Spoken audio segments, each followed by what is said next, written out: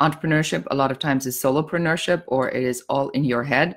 You don't want to be all in your head. You want to be around, around sort of other people.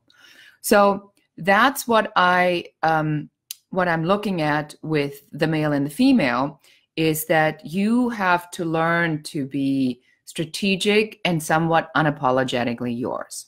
So I am originally from Germany, so you hear my accent. So you see how I wear like soft curls.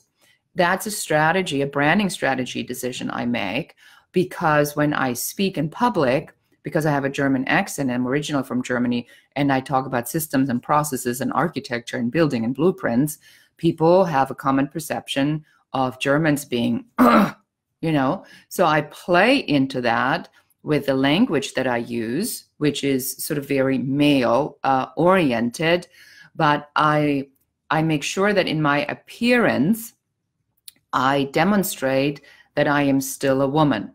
Does this make sense? Here's another trick, and I can't believe that I have to actually admit to this, but I'm going to admit to this.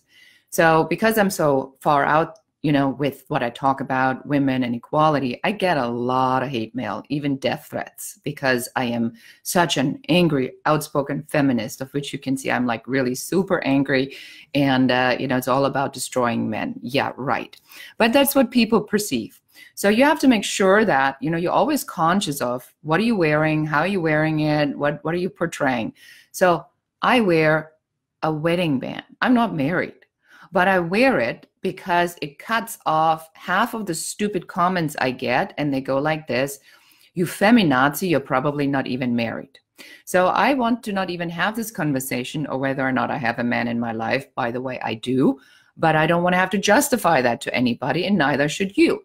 So if you go and pitch, just, so what? It's a strategy. Should we needing to be doing this?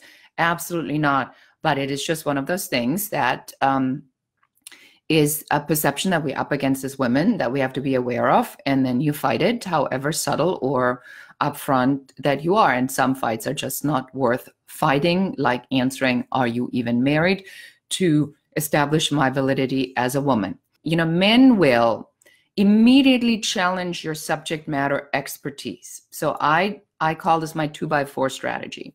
So I take out my 2x4, like literally a 2x4, like a wooden beam, and I whack them over the head hard once. If they come back, I do it a second time. And men have no problem. This is sort of the alpha pecking order attribute that men have, because they immediately check out if you are even to be taken seriously. And they don't just do this with women. They do this also with men. It's just that men know about this.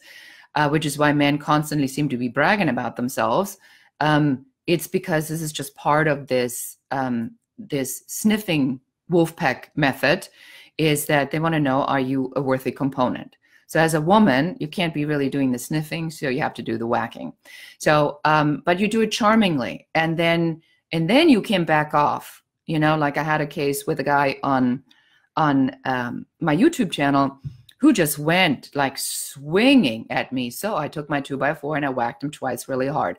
He backed off. And then I just simply said, now that we both roared, now I guess we have a real conversation. But it had to be that I had to establish myself very quickly as a subject matter expert. So for the women who are listening to this, do not be afraid to do this. Men actually respect this for some crazy reason. It's completely against our female perception, but that's just how it is.